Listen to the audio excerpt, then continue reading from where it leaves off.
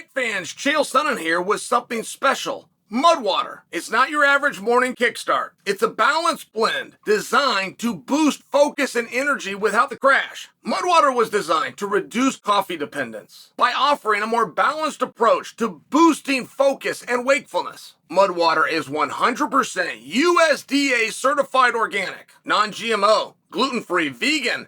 It's even kosher. No sugars, no sweeteners, just pure natural ingredients. Their OG blend is like hot chocolate with a kick. Cacao, chai, lion's mane for focus, cordyceps for energy, and chaga plus reishi for your immune system. It is packed with adaptogens and antioxidants. Preparing mud water is a breeze. Just take a scoop and mix it with water. You can even get creative with CBD, honey, creamer. My favorite part about mud water is how it clears my brain fog and leaves me feeling sharp every morning. No more grogginess. For a limited time, our listeners get up to 43% off their order, free shipping, and free rechargeable frother when you use our exclusive link. Head to mudwater.com/Chael and grab your starter kit. Start your new morning ritual today with mud water. Just click the link below. Joe Rogan has stated that the Olympics are a giant scam.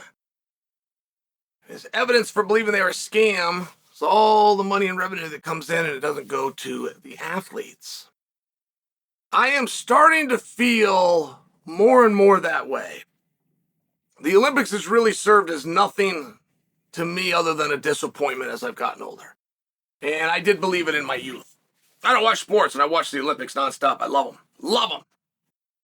And they're not mainstream sports, right? You're not going to get football out there, for example. And what do you do? What do you do when you have some of these niche sports that can't get on TV? You got a niche sport like gymnastics, right? The greatest athletes in the world are gymnasts, and you can't get on TV. Or what do you do when you do the world's hardest sport, like wrestling, but wrestling can't get on TV? Or what do you do when you're swimming, which has been around forever, and it's so competitive, and frankly, it's realistic. Like, there's never a time in life you're going to need breakdancing, which apparently is an Olympic sport. There's never a time in life that you're going to need field hockey or ribbon this or that, and they're very cool, but you don't need them. There's a time you might have to outswim somebody, sure. There was definitely a time where people needed to outswim other people. It's very realistic. So you have something comes every 4 years, you recognize these people. And you bring them immediate opportunity they couldn't previously get. Is that worth it? Is that fair? Is that the deal? And to Joe Rogan's point, well, it's certainly not equitable. It certainly is not an equitable deal. There's not a lot of other things where you could put people on TV, make them your show, and not compensate them. So it's a rather fascinating position. But the greatest trick that the devil ever did is convincing the world that he didn't exist. And I believe that I stole that from Mark Cuban, who stole that from Kaiser Soze. And I think Mark Cuban was using it in the same capacity. Greatest trick that the devil ever did. The greatest trick that the Olympic Committee ever did is convincing the athletes they should not be paid. They got them to accept it. They got them to accept not being paid. And once they did it, it was easy for the scam that the NCAA ran. Now that's the scum of the earth. I mean, that is the true crooks out there, is the NCAA, but they're not that much different than the IOC. They're only bigger crooks because they killed more people. Like, I mean, what's a more dangerous guy, right? The guy that killed 100 people or the guy that killed one? It's one of those things. I mean, they're both pretty rotten. They both go into that highest category, but I guess the guy that killed 100, well, that's the NCAA. They're around all year, every day, and the Olympics comes every 4 years. I mean, that's the difference in your distinctions here. And, I mean, what do you do?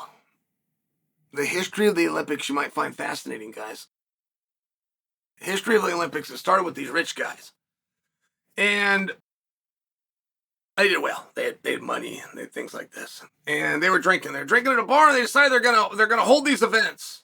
And it was a joke, but it was for their local town. It started off in their local town. The word kind of got around, and this date did come, and they did hold these events. But you couldn't be a worker. You know, you had these rich guys that sit around there drinking beer, and they try to come up with the Olympics. But you can't be a worker because, see, you're a professional. Like, let's say you're a worker back then. You're swinging the pickaxe. Well, that in and of itself is going to make you stronger. If you show up to their, like, there was no coaches, there was no actual sports. There was no dues or gym fees or lift weights this way or train on that day or eat this food. There was none of that back then. So the wealthy guys, the well-to-do boys, where their fathers were rich, decided it had to be amateur. But what they meant back then, because there was no, what they meant back then is you couldn't work. If you were a worker, if you were from the fields, if you were a farmer, but you actually worked, you were not eligible to come to their event, which was the Olympics. That's how that started. Are you aware of that? So that's why over time, so many different things have changed. So many historical things have changed about the Olympics, and they banned your ability to be paid. They banned your ability to be a professional before there even was sports that had an amateur or a professional distinction. In case you're wondering why and how, that is why and that is how. So when you fast forward the tape and you get to a position like this, it really is an amazing spot. And I know so many people think that they were taken advantage of. So many people think that that is taking advantage.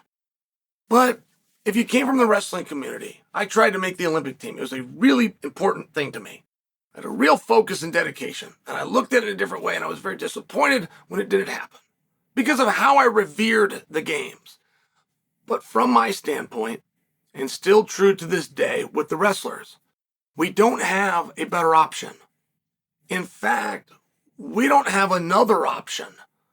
There is nowhere else we can go and get put on TV. There's no other platform that we can go to impress a sponsor or impress upon you, our peers, that we deserve a good job, a pat on the back. We don't have something like that. So it is difficult for me to relate. I don't look at that and then think that because the Olympics brought in a bunch of money, it should be peeled off. I can look around to our own arena of wrestling, which is not sold out. And I can realize we are an expense to this event. So I will look at it and go, okay, what we can get in the media opportunities, in the camp situations. I mean, it's not really a rich man's sport, but if you're going to go down this path, I still really appreciate the Olympics. But there's other people that are going to be completely sold out. You look at track and field, right? There's a massive revenue. There's a massive ratings for that. And they might have a different opinion, but I don't know where else it is that they would go.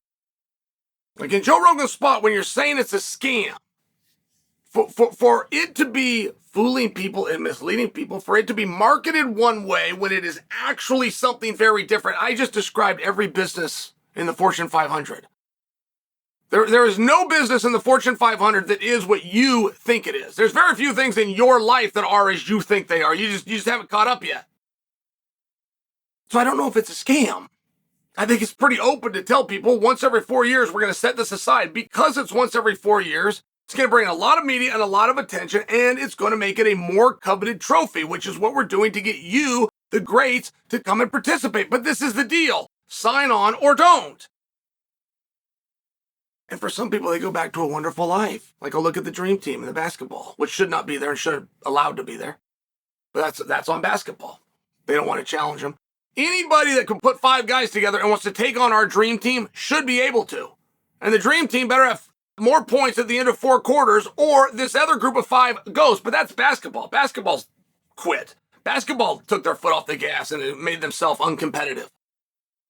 But they will leave that. They will leave that Olympics where, yes, they were used, and yes, the ratings were great, and no, they didn't get what they should have, and they'll go back to something really great. You'll get the guy that gets out of the swimming pool. He didn't go back to anything. Or you get the wrestler that gets out of there, and he's got a cauliflower ear and some good memories to tell on the bar stool down the road because he also didn't get anything, but he didn't give anything up.